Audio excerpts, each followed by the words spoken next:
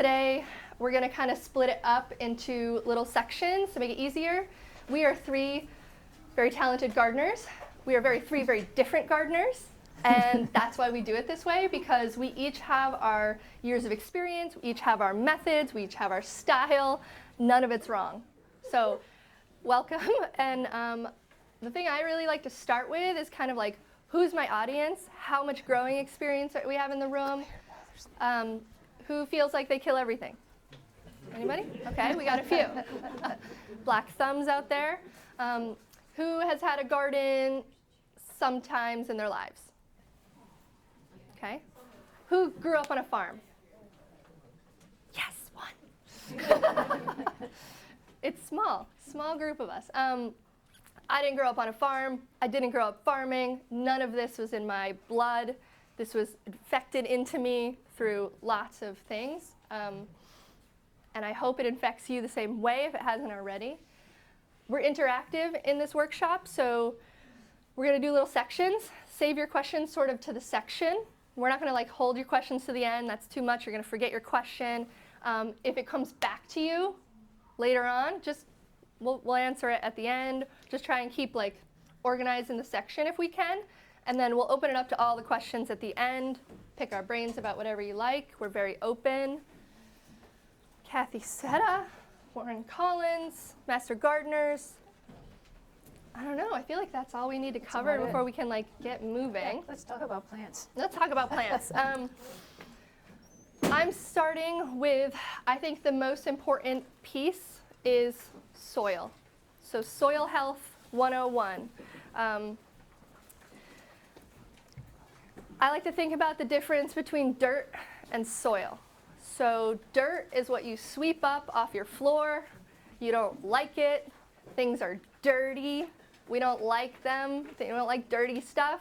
Let's not consider soil dirt in the way that we have in the past, because it is the basis of all human life. The weather patterns are affected with soil. I mean, there is endless reasons to be obsessed with what's beneath our feet.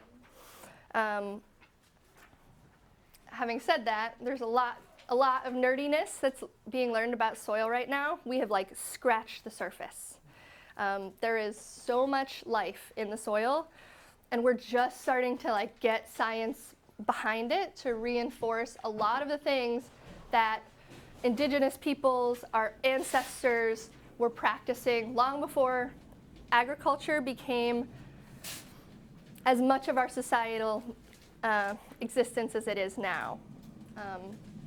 Soil, at its base, is dirt, right? So if you take away and burnt dirt, what you would have left is sand, silt, and clay.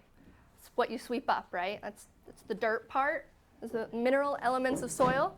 And so everywhere in the world, you have different combinations of those three mineral elements: sand, silt, clay. What do we got on Cape Cod? Sand, right? And out in the mesa, what do they got? Clay, right? So there's just different soils, and it's always a mix, right? If you're at the beach, yes, you're all sand, but you're not trying to grow there. That's not agricultural soils necessarily. An agricultural soil is going to have a healthy mix of all three of those. Even around here, we have some of the best soil on Cape Cod. If anybody is familiar with the geography of Cape Cod, we have this amazing glacial moraine. And what that is a glacial deposit of soils that got laid on top of this sandy mess, right? This little berm of Cape Cod got left this beautiful little ribbon. And we have a bunch of the good soil, and so does Sandwich. But if you look on the soil maps after that, Cape Cod is lacking in soils. Don't let that stop you. Clay soils are harder to grow in, I think. And harder to alter. Harder to alter. Yeah. I'm actually quite grateful for sandy soil. Yeah. Because of drainage, right? So pros and cons to each of those little microscopic minerals, right?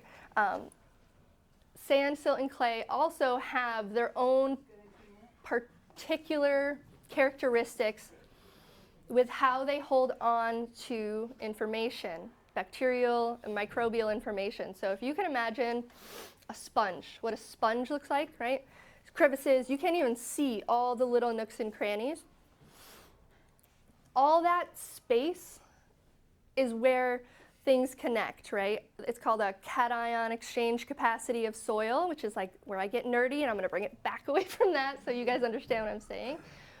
Those elements are like attractants for certain things, and they can hold on to things like minerals, nutrients, all the things you as gardeners are trying to do, right? Is get stuff in your soil and hold it there so that the plants can access it, right? Because that's what you're doing, is building the home for the plants. Now, so if you have burnt off all that organic matter, you got those 3 mineral elements, nothing's growing in that. That is sterile, that's not soil yet, right? So what do we need to create soil when you got your parent materials? You got sand, silt, clay, okay. The next step is adding organic matter, right? So you can do this in 100 ways. You can do it passively, you can do it very actively, but organic matter is the key. So everybody knows what compost is, right? Compost is the essential piece to every garden. If you're not using compost, I'm not sure what you're using, but if you're not using compost, I highly recommend incorporating it, and probably more of it than you think, because we have that sandy soil. So compost is the breaking down of, right, our food waste, our leaf litter, grass clippings, right? But how is that breaking down happening? It's a chemical process, but more of a biological process than anything. And I think about it as the forest floor, right? You leave it, the leaves fall. What happens from underneath? All the bacteria, all the mycelium, all the bugs, all the worms, they're coming up, and they're just starting to eat from the bottom, right? And then they go back down. The worms, right, they do this, eat, snack, right? In the springtime, you're just seeing them eat, poop, snack. They're part of that soil food web, right? So the soil food web is as important as our food web. It's the basis of our food web, right? Every single life form has at some point been part of the soil in some way or another. But then we grow things, we eat it, it becomes our body, and then we turn back into the soil, right? It's all a cycle that starts with soil and in the soil. So when you have, you're increasing your organic matter, and it's all mixed in with that sand, silt, and clay, it's getting darker, right? Like the soil's not sandy colored anymore. You're starting to get that darkness that you would find if you went out into a forest and dug a little bit, right? That is your goal. If you can go out into a forest and like dig a little bit, find that gold, that black, fluffy, you can squeeze it, holds almost a little bit of moisture. That is soil, right? That is soil at its like untreated best self, right? Being left alone, all the nature doing its things. If you can create that sort of soil in your garden, you're gonna crush it. Soil is the basis of everything else you'll do as a gardener. And my generation of farmers is very actively not thinking about growing food. We are thinking about growing soil. I can't emphasize that enough, because if I put all my focus on my soil and I do things right there, less disease, less pests, more resilient, more flavor, everything increases. And guess what? You get to be lazier. I'm telling you, it's the best.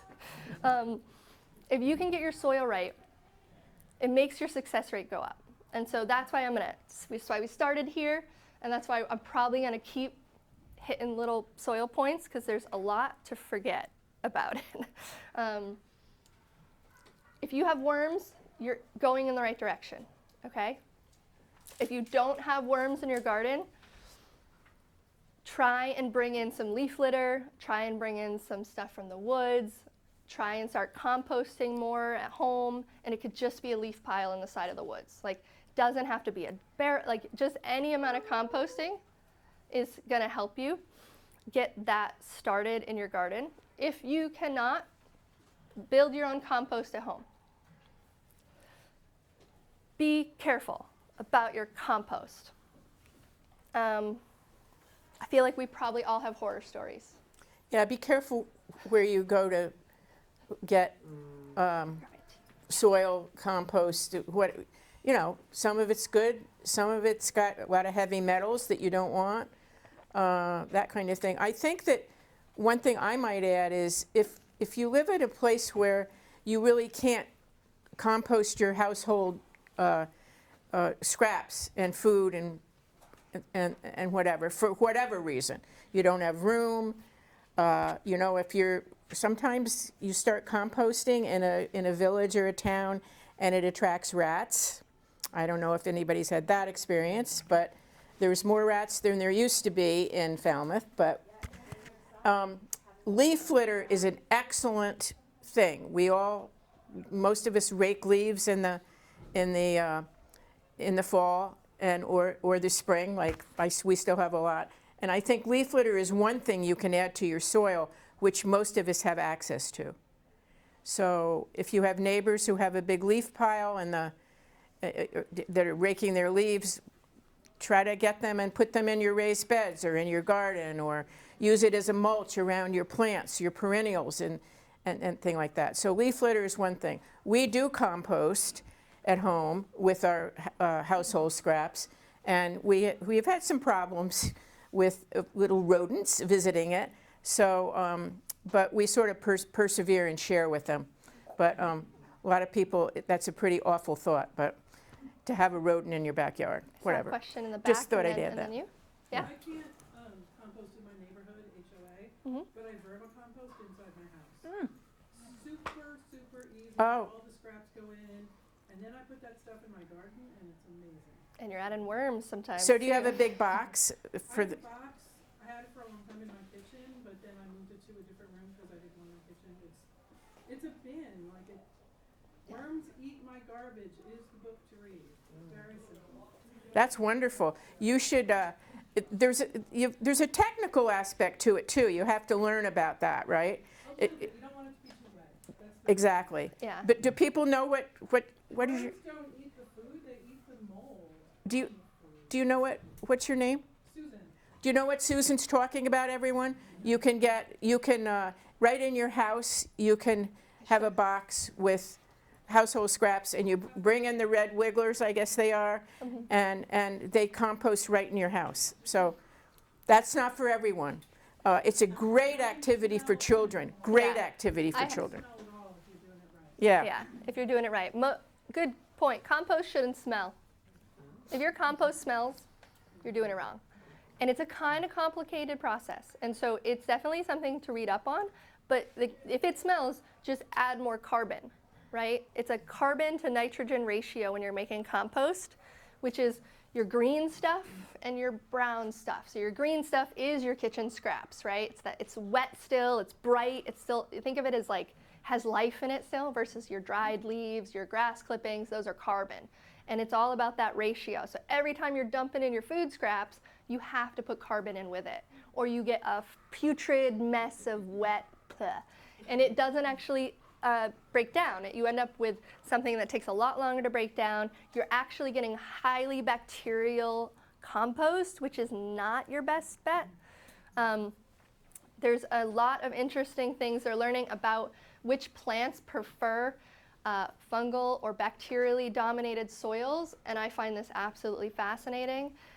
That weeds really like bacterially dominated soils, and most forest floors are fungally dominated, right? They are very fungal.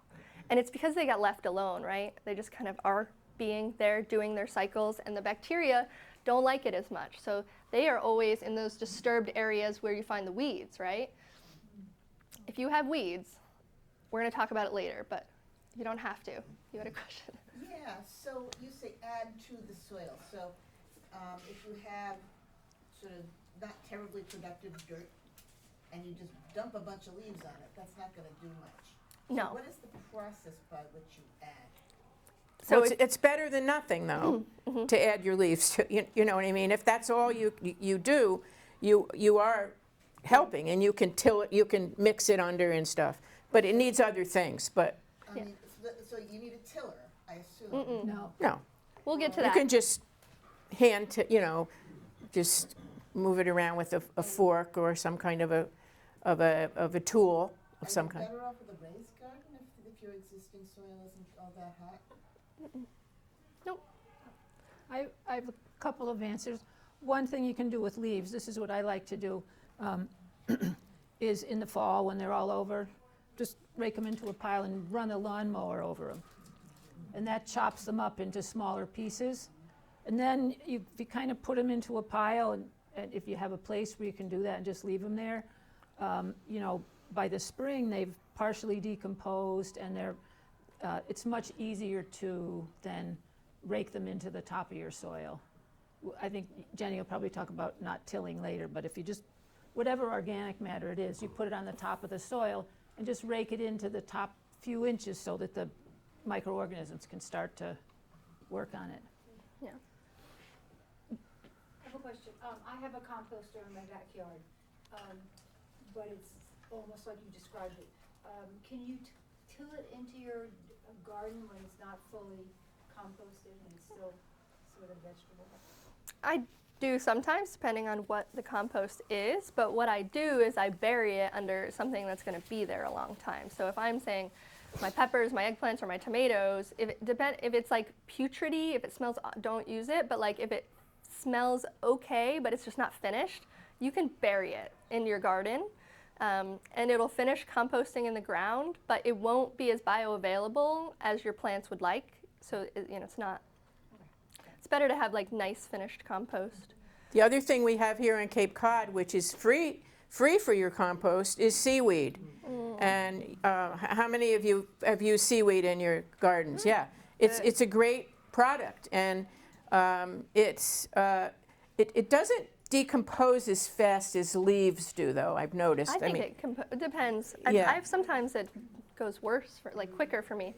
But Really, yeah. depends. For us, it's been slower, but it's a great. You can use it as a mulch, or as part of your compost, or the mulch, and then till it in or turn it under. You shouldn't use the word till. When I say that, I mean turn it under.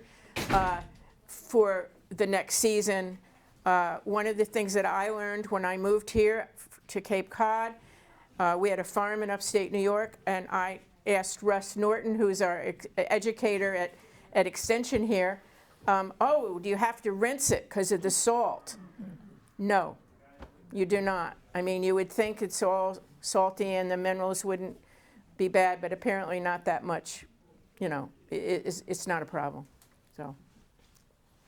Ann? I think there's a difference between eelgrass Yep. and seaweed, and I wonder if that's the difference in the decomposition rates. And also the nutrients that it provides, probably. Yeah, 'Cause definitely. From what I read, eelgrass doesn't, I always mulch with eelgrass. Yeah. But apparently doesn't really add a lot of nutrients to the soil, but Yeah. maybe actual seaweed. Yeah. Is that right? Right.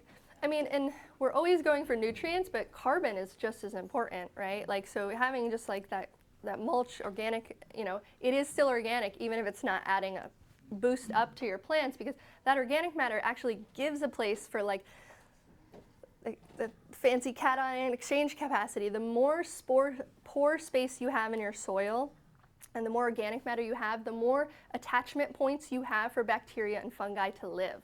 So it's like that sponge is their home, and every little particulate of soil has the ability for little energetic pieces to connect to it, and that creates a more robust soil food web.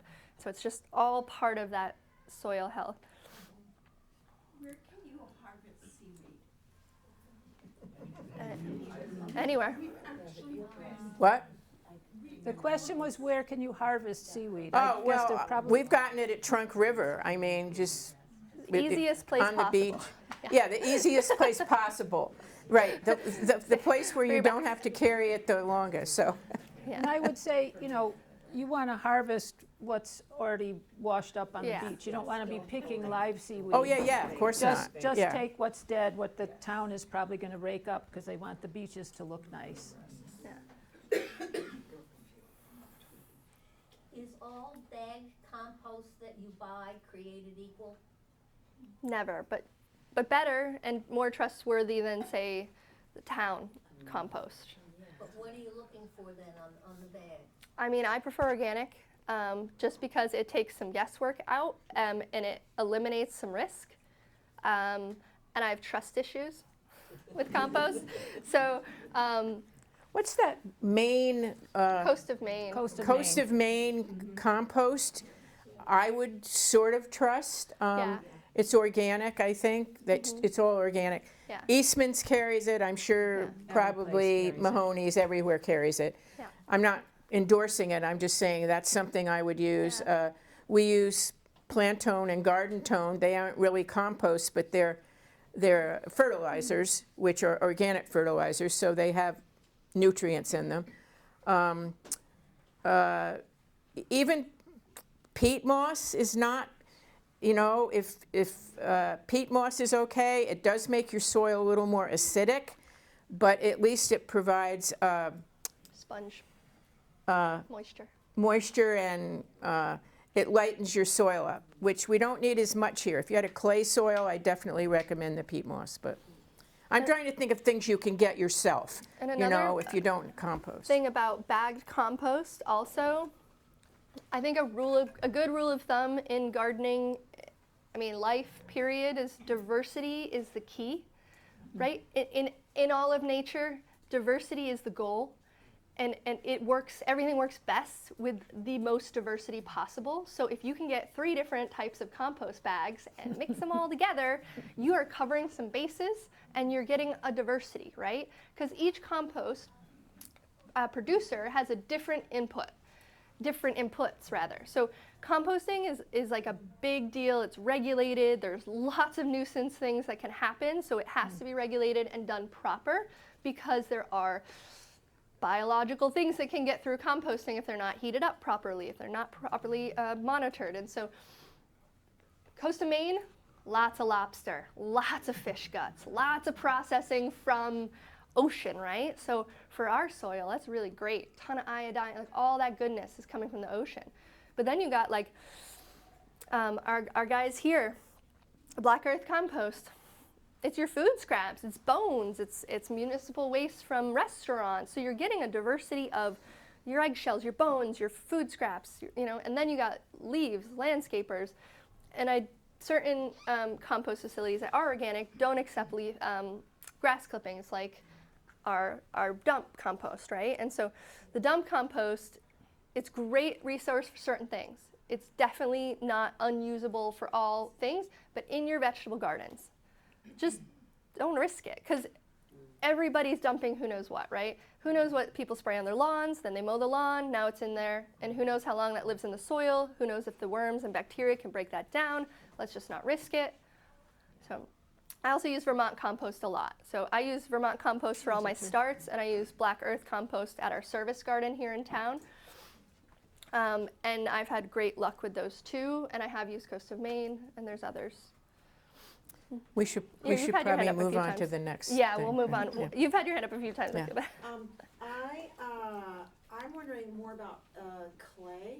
I live on a property where the previous owners, like, when they dug for septic, they put everything back upside down. Oh. Yeah. So the soil's really hard to garden in. But we do also have woods and lots of loamy stuff. Is it okay to move stuff from woods into our clay garden?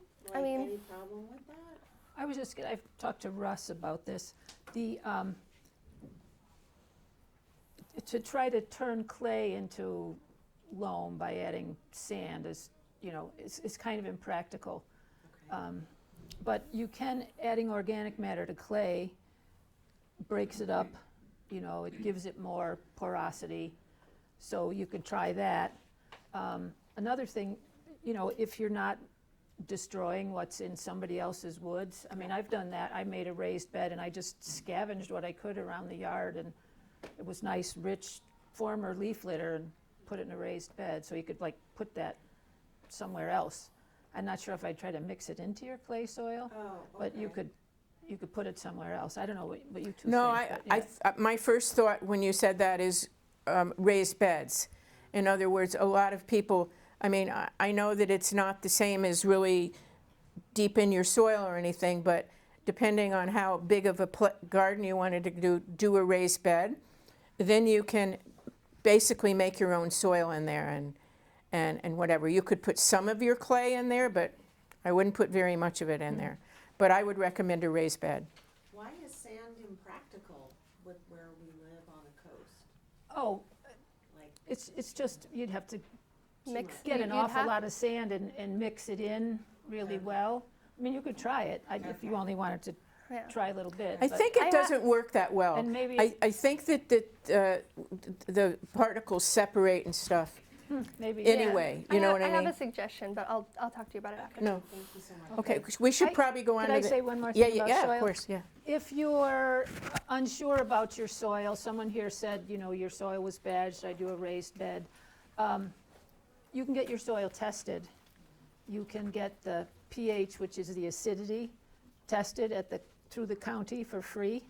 You can't do it right now because our office down in Yarmouth is closed because of One of sewer work these. on Route 28, but in another few weeks, it'll be back open. And yeah, if you take one of those little business cards, the information is there.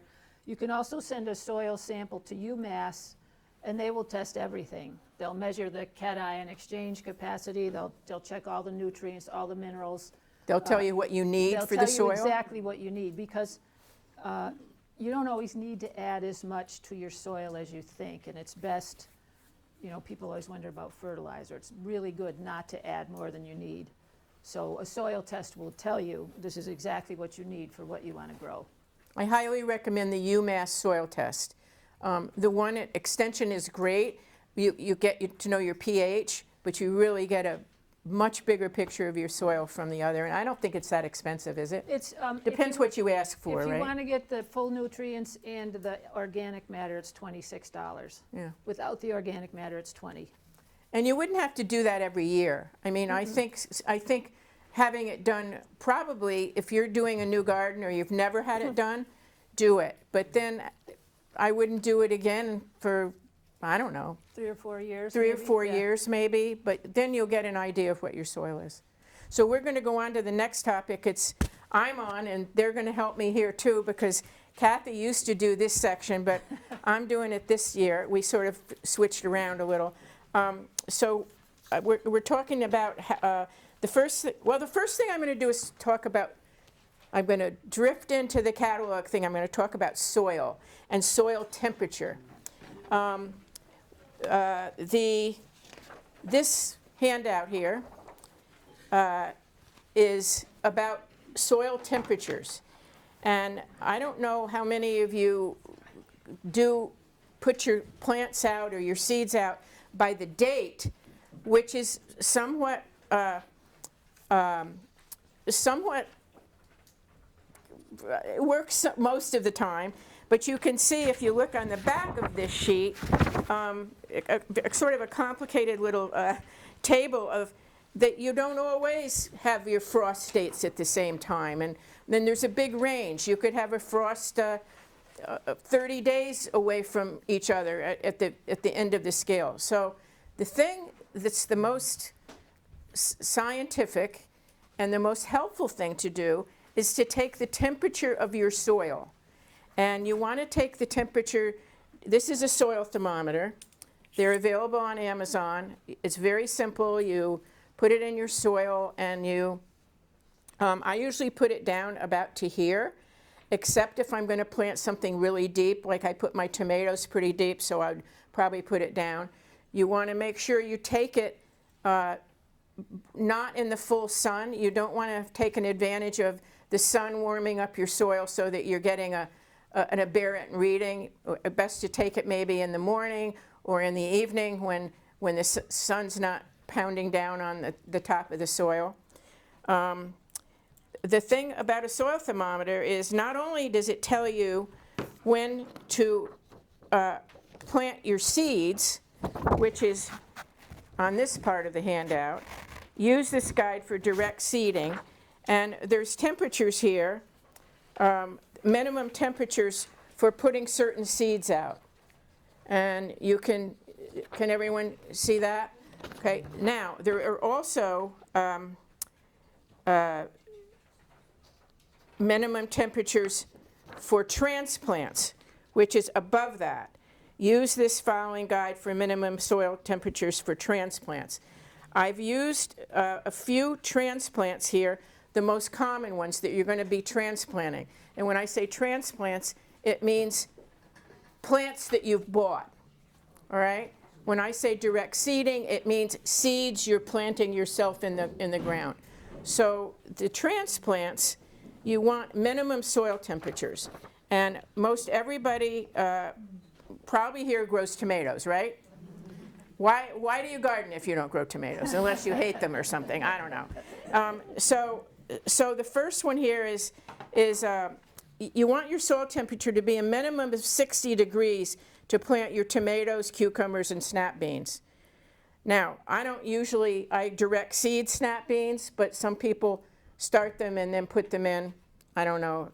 To me, that's a lot of work, but I already do enough work. Your snap beans come up pretty easily if the soil temperature is right. But you see, direct seeding. So let's see down here, beans. Also, Are you direct seeding your tomatoes? no. This is, it says for transplants right here. So, and then at 70 degrees, you can put in your peppers, watermelons, and squash. And then at 75, your cantaloupe and sweet potatoes. You should also add basil to that. Basil should be on the 75.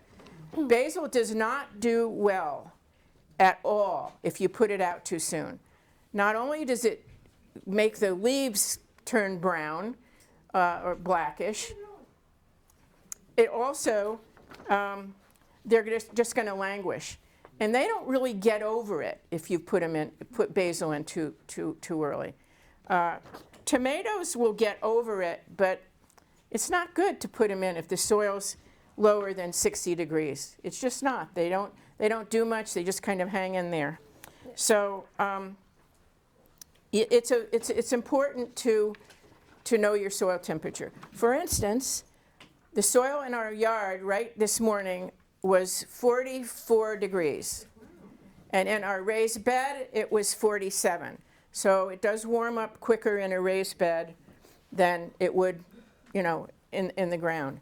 But we've got a long way to go before you can put anything out. And I did have some ideas for people who are probably going to want to know, well, what can I put out now? Can I put something in the ground now? People hear peas by St. Patrick's Day, right? Isn't that the old thing? Well, I've never really had any much luck with peas at St. Patrick's Day. I don't know how many of you have, but unless you use treated seed, which has a fungicide on it, you're going to have trouble germinating in our cold temperatures, even with peas. Last year, I did a little experiment. I started some peas in peat pots, small little peat pots, I have one of those grow racks. You see them at Gardener Supply and stuff. And I then transferred the peas outside when they were only about this high, and I put them carefully in the ground in my peat pots. They did well, and I got really early peas. Now, I did have trouble with some cutworms and something else that got them, but I'm going to be after them this year. I know they're there. So, but anyway, it's an idea. If you really want early peas, it's something you can try. I'm going to try it again this year. Anyway, I would wait till maybe till the soil is really warmer, probably in April. I mean, when do you direct seed peas? We're going to do it probably just the weekend after St. Patrick's Day. Yeah, or you can try. I mean I'm also starting some inside at the same time because I'm farming, not gardening, and I need the, so right. I have backup, so every hole that doesn't come up, I'm going behind and filling in holes because. But anyway, and the other thing I said, if you really want to get something in the ground, what did I say? Cilantro. You could try some cilantro. You could try some spinach. Maybe. You might have the same kind of thing. Some greens, mustards and stuff like that, Asian greens, arugula. The lettuces have to come a little later, but arugula you could try. That's That's about all. What else do you think you could put in right now? Any idea? I would just say try is the key word Yeah. there. You know, some years you might put something in the end of March and it does great, and the next year it doesn't, because you don't know what the weather's going to do. I mean, Absolutely, and you know, how many of you have so many seeds left over at the end of the year? So don't be so worried about your seeds and putting too many in, or you may want to try earlier. You may want to plant your seeds a little tighter, a little closer together, and you can always thin them. Yes, yes. I just have a question, like on the peas. Have you ever tried to like soak the seed for a day? Does that help a lot? Yeah, I think so. Soak Yes. it a little bit, sprouts a little bit, then plant them? I do soak them beforehand. Usually I try. If the soil's super wet, I don't. But yeah, I try to. You don't want to soak them too long though, and I've done that. And then they start to degrade and get mold on them and stuff like that. Yes. What is your trick for worms? Because I live in a wooded area and a lot of people I know who have woods around them have a cutworm problem. Cutworm? Cutworms usually are a problem in a new soil. All right? If you have thatch on your grass and you have made a new garden by tilling the thatch under or turning the thatch under, cutworms really love the degrading thatch. So a lot of the time when you make a new garden, people take that thatch layer right off and put it somewhere else, and then you won't have as much trouble. As far as cutworms are concerned, there's a number of methods you can do. There's, I think that, doesn't the Sluggo Plus help with cutworms too? I have a different solution. And The Sluggo might work. or maybe diatomaceous earth. diatomaceous earth, I've used that. I eat a lot of yogurt and cottage cheese. So what I do is when I had problems with cutworms, I cut those containers into little rings. So it makes a collar that's about 3 or 4 inches tall. And then you can just stick that in the soil around the stem, like of your tomato or your pepper. And the cutworms will just go along the surface. So when they run into the collar, they'll Go somewhere away. else. Yeah. And cutworms are usually mainly a problem early on. spring. You don't see them later. Well, you could, but you can also, if you're planting in a peat pot, you can plant deeper in your peat pot and then use your peat pot top as sort of a collar. You know, like put it in and sink it up, but leave the peat pot this much above. Because cutworms are really obnoxious little things. Because they don't eat it. They just cut it off. And they leave it there. And you've taken all this time to grow your plants, and you go out one day and they're all like dead little soldiers. Yes. Yes. Beneficial nematodes applied to the soil come from cutworms. Beneficial nematodes? Yeah. Yeah, you can buy that online and then you hydrate them. Have you had any experience with that?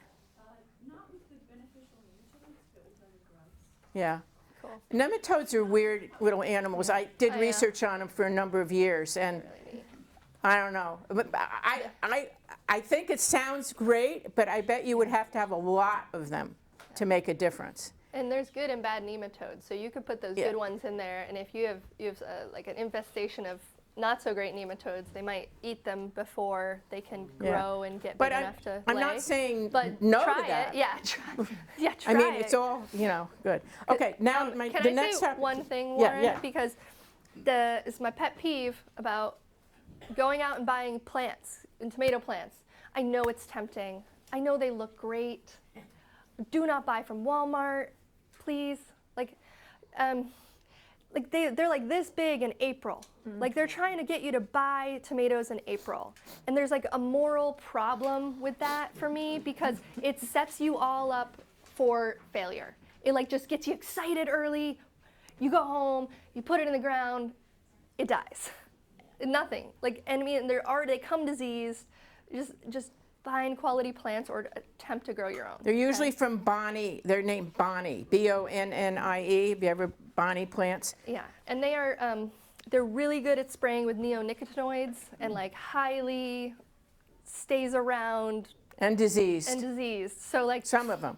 try and find a local nursery, support your local nurseries, talk to them about timing. If you're not sure, if you don't have a soil thermometer, just, Memorial Day, just like don't put it in, because what Warren's saying is they're just going to sit there and they're going to wait for that soil to warm up and then they're going to send their roots. They're just going to hold that pot shape, and so you've torn their roots all up and you've knocked them around and stuck them in, and they're now just stuck. They're in shock. They're in shock because you stuck them into a They're cold like, oh hole. my God, I was in a greenhouse in North Carolina, and now where am I?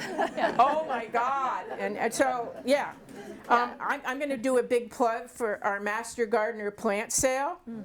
It is a huge fundraiser for the Master Gardeners of Cape Cod.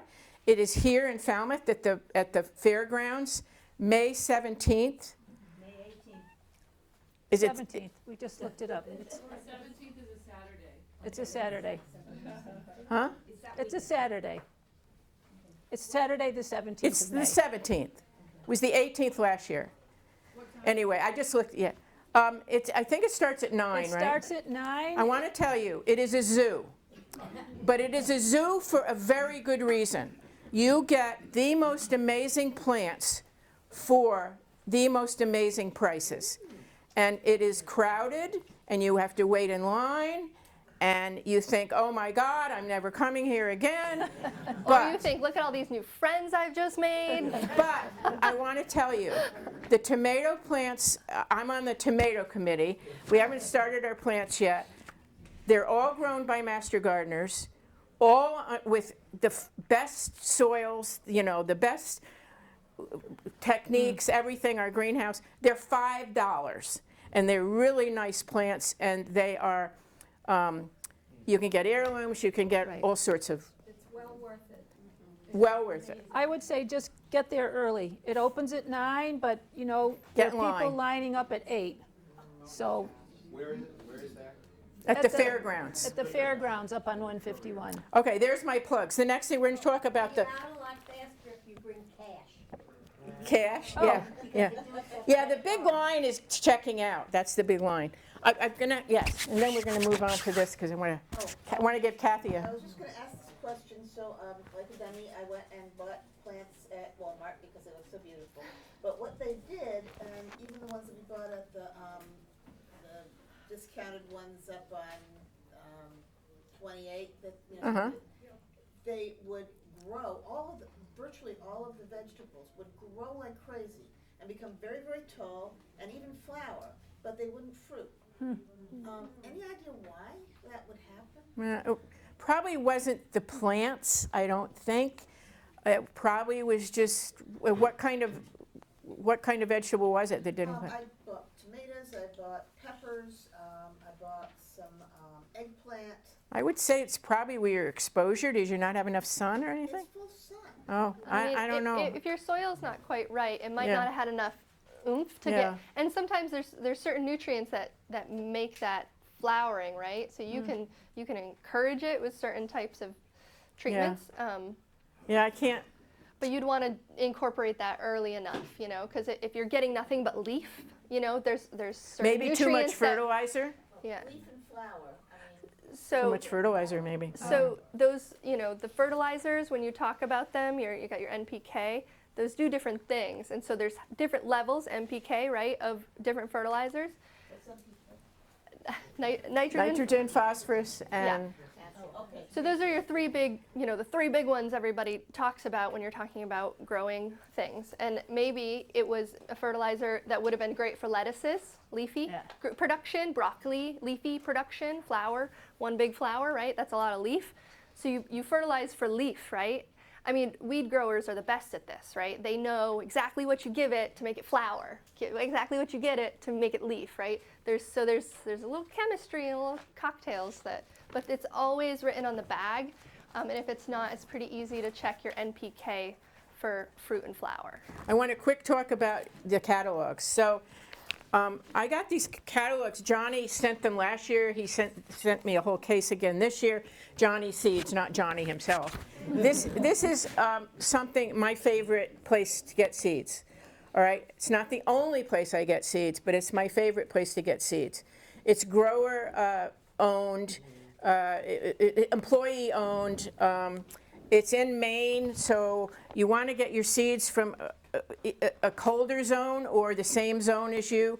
I would not get my seeds from North Carolina or the South because they've been grown down there.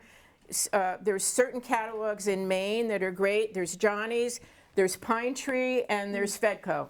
There's 3 really good growers in High Maine. mowing. High mowing's really good too. And high mowing, yes, and high mowing. They're a little smaller, but I think they're good too. Fedco and Pine Tree. All right. So Johnny Seeds catalog is like a textbook. It is something you should, if you don't get one every year, and you don't come here to get one, if we keep doing this, you should go online and put your name and get a Johnny's catalog. It is a total textbook with all sorts of amazing good ideas.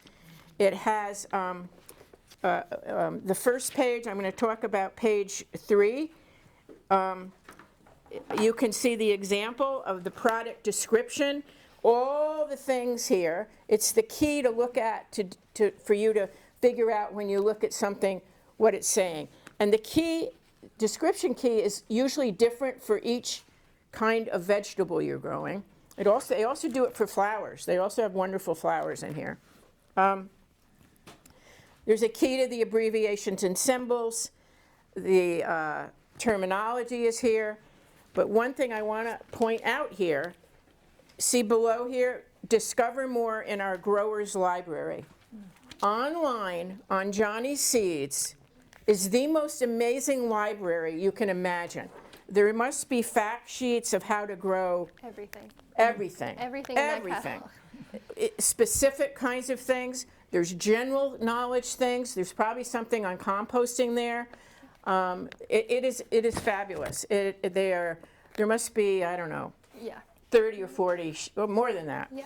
And, You could go from 0 to 100 on that website. Yeah. The amount of information they give away is insane, and they make it digestible because, like she said, it's employee owned, and they know how to talk to people. You know, it's not just a company. Yeah, and you really don't need anything else, you know, unless you're like a very specific, big-time grower. All the knowledge you would need about anything you're doing is in that grower's library. So I would use it. I would maybe what do you call it when you put it on your Tab it. Oh, bookmark it. bookmark it. I would bookmark it. Yes. So, as far as getting information, though, that you can call cooperative extension also for Oh, yeah. specific kinds of things we're gonna, I don't know if you're gonna mention that. Yes. Well. I was going to mention it. Yeah, but- yeah. Yes, I know Russ would no, be I- like, That's why I Warren. wrote the No, cards. Kathy, you go with that. Oh, well, I think most of you picked up one of these little business cards, and there's some good information there about how to access more gardening information. The green side there's a address for the Master Gardener's website, and our whole motto, our mission is helping others learn to grow. So we have a lot of educational activities. We have actually, starting about the middle of May, we are at Falmouth Library main branch every Wednesday afternoon from 2 to 4. And we're there just to help you with any gardening questions you may have. You can bring us plants, pictures of plants. We have a lot of printed information. So that's one thing. Up at the fairgrounds, we have a huge demonstration garden, vegetables, flowers, perennials, berries, all kinds of things. And it's open during the county fair, but it's also open once a month on Thursday evenings. And we have speakers who take you around the garden, talk about different things. On the white side is the web address for the Cooperative Extension Service. And there's a section on the Cooperative Extension website, which is also on Master Gardeners, which has access to fact sheets on all kinds of things. You can choose trees, and there'll be all kinds of fact sheets on how to grow trees, specific trees or vegetables. So there's a wealth of information out there that's reliable. All of this is based on research. Yeah, and so is Johnny's too. I And mean, so it all is. Yeah, but I mean, you can Google, how to do a something gardening thing, and if you can stand to wade through all the advertisements, you might find some good information. But anything you get from Cooperative Extension or Master Gardeners, it's based on research. Okay, Is that long-winded enough? no, There we go. so do people understand the catalog, and did you look at it and see? I don't want to go through it because we've got a time thing here, and I want Kathy to do hers. Is there anything confusing in the catalog to you that you would like to ask a question about? I mean, reading it. It's pretty self-explanatory if you look at that page 3. Before I go, I'm going to give you a few little, little hacks of mine, little tricks, some of my favorite things, real quick. What are my favorite tomato varieties? All right? The ones that I always plant that are different from ones you might plant, I do pink Berkeley tie-dye. I love that plant. It's done really well for me. I do a small cherry tomato named Black Cherry, is one of my favorites. I do an heirloom. Pink Berkeley tie-dye is not an heirloom, but it acts like one. It has the same flavor. I think it was hybridized from an heirloom, clearly, because, anyway. Look at a picture of it and you'll see. And I use Cherokee Purple and Cherokee Green. Both of those I like. The Cherokee Purple or a dark, you can tell I like the darker tomatoes, or dark tomato. And the Cherokee Green is a green tomato, but it's very productive. I did really well with it last year. It produced well into the into August before the blight gets it. If I was going to pick one tomato that is resistant or at least has intermediate resistance to early blight, which is the thing, or Septoria, they're sort of grouped together, which is the thing that takes your tomatoes down. There's a series of tomatoes called the Mountain series, and they were developed in North Carolina by a man, I think at NC State, and they're called Mountain. And the one that I've grown, which doesn't have the world's best flavor, is called Mountain Magic. And the tomatoes are bigger than a cherry. They're like a saladette tomato. They're like a ping pong ball size. They do not have the world's best flavor. They are not the world's best tomato. But guess what? In September, you might still have them. Yeah. And then they get better than anything else, right? Because at least you don't have to go to the grocery store. I've also found with the Mountain Magics, if you let them get really ripe, they're okay. All right. So Kathy's on now. Okay. My other favorite thing, my dibble. I use this for planting. It is like my favorite tool ever. They have different shapes. Some of them they sell them at the Master Gardener plant sale. Somebody was turning them last year, remember? Handmade them. Handmade them. I have one of those. Your pea seeds, you go like this in the soil, put your thing in. I mean, garlic. It's like makes garlic planting so easy. Anything. I use it for little lettuce plants and stuff. So Show and tell. Get yourself a dibble. Ah! All right. We can ask questions at the end too, but I wanted to make sure Kathy gets on here. Okay. I'm going to talk about starting seeds indoors. Warren was talking about soil temperature for outdoor seed starting. How many of you, just so I have an idea, routinely start seeds indoors? Oh, okay. So pretty good number. You may have other reasons, but one thing you could ask is why would you bother doing that, right, when you can go buy plants? Basically, there are more varieties available, right? You go to the garden center, you might have a few reliable varieties, but I counted up the varieties in here this morning. I think there are about 120 varieties of tomato, right? There's a catalog I get in the spring. It's about this thick. It's called Totally Tomatoes, and it's all tomatoes. So I get plants from this company called Seeds from Italy, and you get varieties that you wouldn't see here anywhere. So that's one reason to start your own seeds. And it's fun to do Yes, something like that, it you is. know? I mean, that's the fun of gardening, to try some new tomato one year, right? So, Right, and given that you want different varieties, some things absolutely have to be started indoors. The long season vegetables like tomatoes, peppers, eggplants. You can't plant them directly in the garden. They have too long of a growing season. So you have to start them indoors if you want to start them from seed. I start mine around the end of March, beginning of April. This is everything I say is on this handout in outline form. So if you have that, you probably don't have to take as many notes. Not good to start your tomatoes too early. You know, if you start them too early, they get too big before you can put them out, and they get leggy and unhappy. The one thing you can start indoors around now are onions and leeks. They need to be started early, and then you can put them out in a couple of months. Other things you can start indoors just to give them a head start, something like squash. You can wait until Memorial Day and put the seeds outside directly in the ground, but you can start them about a month early indoors, and then on Memorial Day you're putting out a plant, not just a seed. Question often comes up about seeds from last year. Can you still plant them? On the back of that handout, there's a chart that looks like this.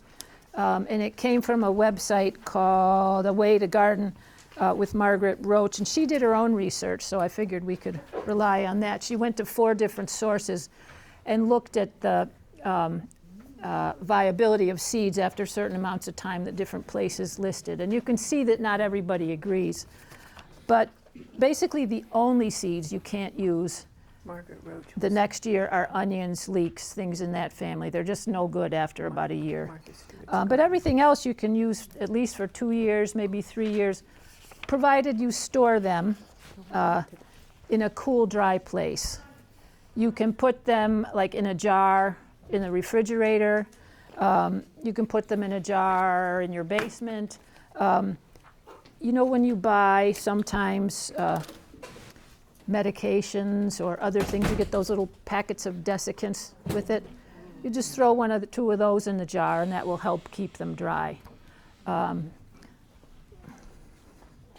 So what do you need if you're going to start things indoors? Well, you need some space. If you're just considering it and you haven't done it before, you need electrical outlets. You need a water. You don't need a water source nearby, but it sure is handy. Makes it easier to do. And you need good plant lights. It's really hard to raise healthy seedlings unless you have a heated greenhouse or very good plant lights. And there are lights that are sold called grow lights that are meant for raising good plants. Some people use heat mats because, like Warren was talking about germination temperature, if you're going to try to germinate tomatoes, peppers, eggplant, the soil has to be warm enough. It's best if it's between like 70 and 75. So if you're doing it in a cool place, you can invest in heat mats. If you have a warm room, I happen to have a big bathroom with a separate heating circuit, so I just turn the heat up in the bathroom and the whole room is warm while they're germinating.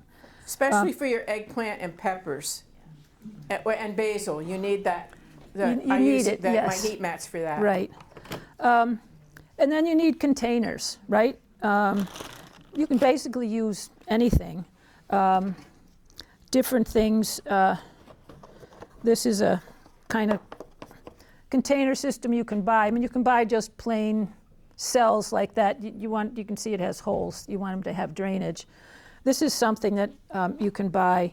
It has a tray, and then it has a little stand, and then it has this wicking material so that it sets up what they call a self-watering system. You put the wick down into the bottom. You put water in the bottom. You put the tray on top, and then the wicking material brings the water up to the bottom of the plants. So that's kind of a fancy version, but you can just use little cells. I often use like the 6-packs that I've bought plants in the year before. I just save them and reuse them. They don't last that long. And then usually you want a tray underneath to catch the water, right? If you do use things from year to year, it's a good idea to clean them in the spring before you use them. Like, get all the dirt off with just like, running a vigorous stream of water on them. But you can make a solution that's 10% bleach. In other words, 1 part like Clorox to 9 parts water. Put it in a, 5-gallon bucket like this, and then just dunk your pots in there and let them sit for a little bit, and then take them out and rinse them off. And you're not sterilizing them by doing that, but you're taking off some of the things that might be there and cause problems. I reuse, the plastic containers you get your lettuce in? Yeah. Or greens in, at the grocery store. I use those especially because they're deep for my leeks and onions. I was about to say, that's probably. Do you do the same thing? No, I bet it's a great, that's where my Yeah. mind went. I was Yeah, because and then you have a because little you green want one. your leeks to really. You want them to go These are deep. just a little too shallow Right. for your leeks. I mean, they're okay, or you could do it in something I like use that. these, yeah, for those. They're free, and what do? You throw them out. So I use them. Keep the There's moisture some. I've noticed some of them. Like if you get a big thing of chicken or chicken breast, you get they're about this deep, and you could use that too. You got to wash it really good. But any of those, think about that before you throw stuff away right now, because you can use them. And for the leeks, it works really well, better than I had better luck with that than anything else. So. You also want potting, seed starting mix is the best thing. This is an example. It's got a finer texture than like regular potting mix, and it's designed to start seeds in, so it holds a nice amount of moisture. It's light and fluffy. You can get a smooth surface with it if you're planting small seeds like onions or basil or something. But you definitely want to use a seed starting mix, or at the very least a potting mix, not soil from outside. That is much It's more too difficult. wet. It gets too Yeah. wet, and you get mold and something called damping off. I don't know if you've ever started plants and they come up and then they go. That's called damping off, and it's 2 different fungi cause it. And if you get a potting mix or a soil starting, it won't have that. Yeah, stuff in and it. potting mixes and seed starting mixes are sterile, so they don't bring anything into your seed starting setup, whereas soil would. And when you bring things in like that and put it in an artificial situation, then you get things like algae growing on the surface and so I forth. was just gonna say quickly, Johnny's has a really good seed. Oh, I know, I use theirs. And compost is too heavy, so. Yeah. And so Compost straight is- compost is too heavy, too rich, so you really want to. Right. Some of the trays come with it already in. That you can buy a Oh. whole packet with the soil in it. That's interesting. What this woman said is that she's seen trays for sale with soil already in it. I bought it last year at Ocean State Job Lot. Yeah. Oh, the little peat things, the little round, Yeah. and It's a whole tray. but there's little peat circles that you put water in. I've seen those. Yeah, Yeah. So those they're are peat. those are the peat pots that Warren was talking about. It's like a little disc. It's hard, and you add water to it, and it expands, and then you can plant directly in there. And the advantage of those is they have a little bit of fabric around the outside, so that you can just grow it in the peat pot. You don't actually need a pot for the peat pot. Does that make sense? It's just a little unit of its own, and then you can just pop that right in the ground without disturbing the roots. The other thing you need for starting seeds indoors, or that will help, is a little fan. And what the fan does is, you don't want it to be a strong fan, but you want it to keep the air moving around the little seedlings. And that prevents things like damping off that Warren was talking about. It also supposedly with plants like tomatoes, if they're getting like a little bit of breeze, it's supposed to help strengthen their stems a little bit. I haven't seen that it does, but I've It's scientifically supposed to. supposed it's supposed I've to. noticed differences. You have? For sure. Okay. Yeah, All right. and it's like, I think the thing that is hardest for people to figure out if they haven't been told, put a fan on, because it, you know when it starts, if you ever done it, and they go straight up towards the light, right? They just go up fast and furious, and then they're so weak, Yeah. right? And so the fan is like, as soon as they come out, they get a little bit of, you know, so they have to resist it. Yeah. I heard it builds better calcium in their Oh, cells. okay. walls. So like, you know, plants are adaptive. So if you put them in that situation, they're going to do what they need to survive it. Yeah. One thing, Is that fan on 24/7? Well, I just have one fan and I have 3 shelves, so I tend to move it around. But yeah, I think you could leave it on all the time. 14 hours a day supposedly? Yeah, I hadn't gotten to that yet, but yes. Yeah, that's all right. one thing I would suggest too is when you locate your vegetable seed starting place, I would try to locate it away from your house plants. All right? Oh, wow. Because your house plants, most people eventually get fungus gnats in their, you know, those little tiny things in your house plants, and the fungus gnats will also go into your soil. So just, you know, put your whatever, your philodendron away from your seeds or whatever you've got. I mean, if possible. So. Okay, then, so what do? You've got all this stuff. What are you going to do? You're going to take your seed starting mix, add some room temperature water to it, mix it around until it's moist, not wet and soggy. You want it's made to absorb water, so it might take more water than you think, but you want to get it moist. And then you distribute it into your pots, assuming you're using something like this. And then, what else do I have here? Yeah, I actually use for some seeds that are tiny that I don't want to, you know, get too many of. I use tweezers, do them one by one. You know, if you have trouble separating seeds, that's one way to do it. But on the seed packet, and if you get seeds from Italy, you're at a slight disadvantage because it's in Italian. The seed packet will tell you how deep to plant the seeds. In general, the bigger the seed, the deeper you plant it, right? But you know, if it's a tiny seed, it'll say 1/4 of an inch, and it will tell you how far apart to put them, and so forth. Growing in little cells like that, you can put 2 or 3 seeds in a cell, probably 2 if they're brand new seeds, and then you'll get 2 seedlings and you can pull out the weaker one. You know, if your seeds are 2 or 3 years old, you might want to put 3 or 4 in there just to make sure you get some good plants. And then you want to keep the surface moist. What I like to do when they're really small, because I don't want to put too much water in there, is to use a little spray bottle. And I just keep spraying the surface of the soil until the seeds germinate. And then after that, if you can water them from the bottom, it's best for the plant because that helps their roots go down towards the water. So if you have something like this, it's easy, but even if you just have some regular unfancy cells in a tray like this that doesn't have a drainage hole, then you can put water in there and the plants will draw it up. And then you want to just keep that potting mix moist, but not wet. If it's really wet, you might get a green film on the surface, which is algae growing. It won't kill your seedlings. You can scrape it off, but it's not desirable. Lighting, yes. A general recommendation is 14 to 16 hours a day for lighting. I like to use a timer with my lights.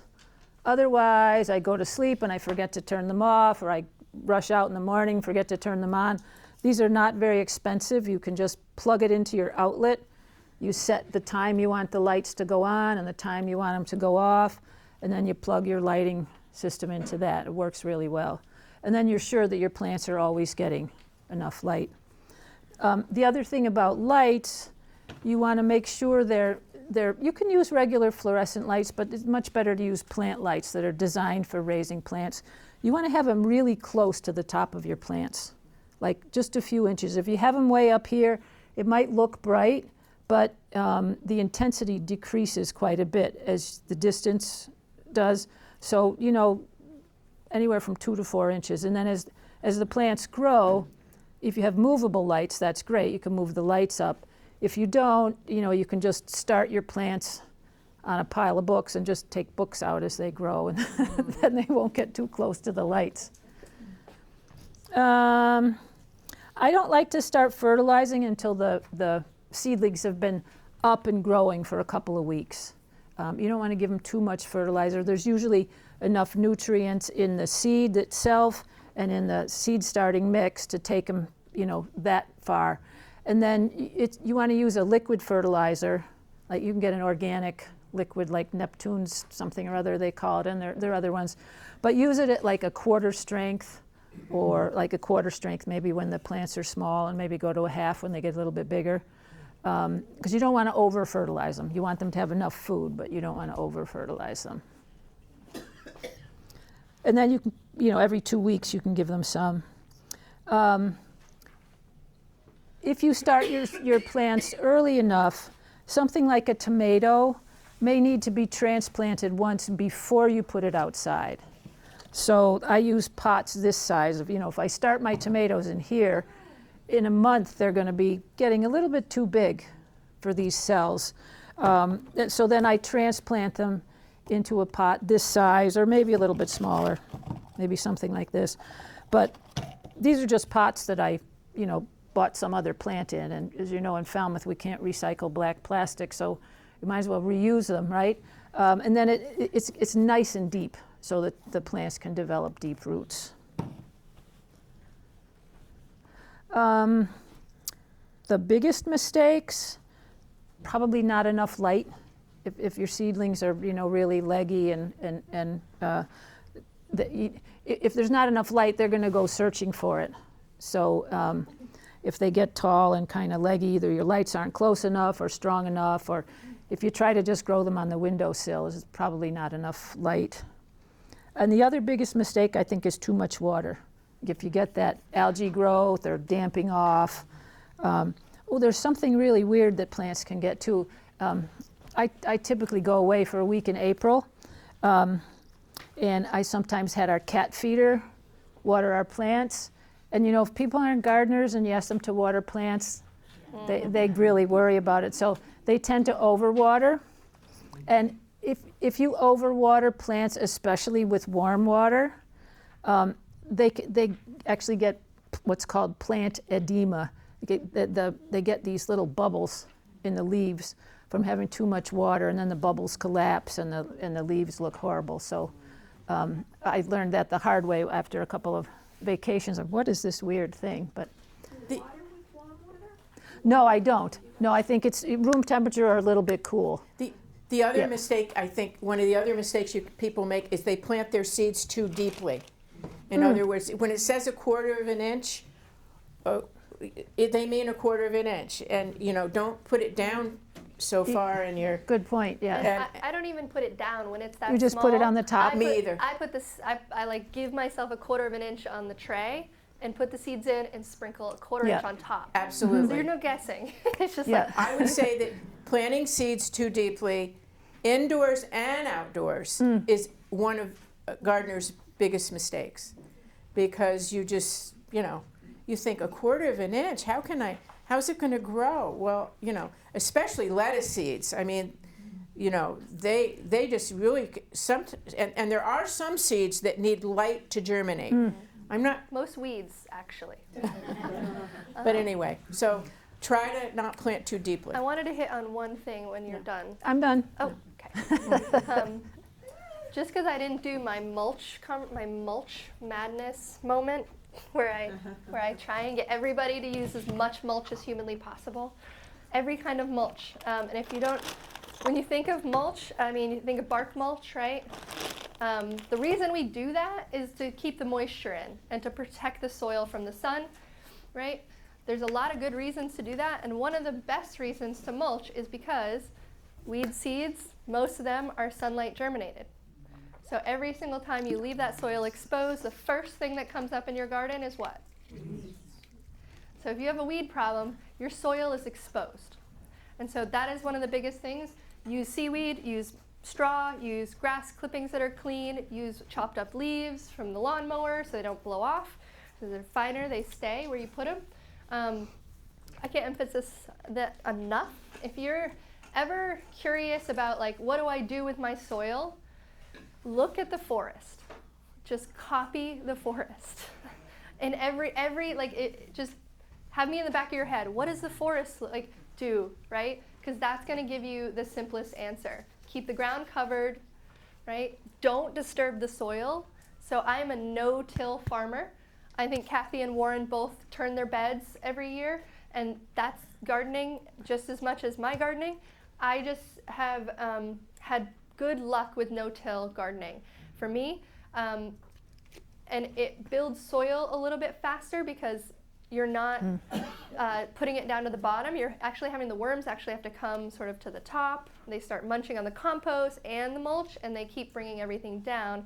And so the worms are creating channels. The worms are doing all the tilling for me.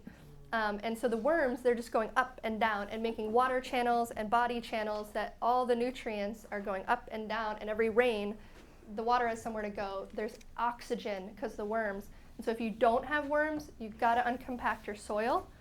And I didn't bring the broad fork, but I really hope you come to another gardening workshop out at the farm.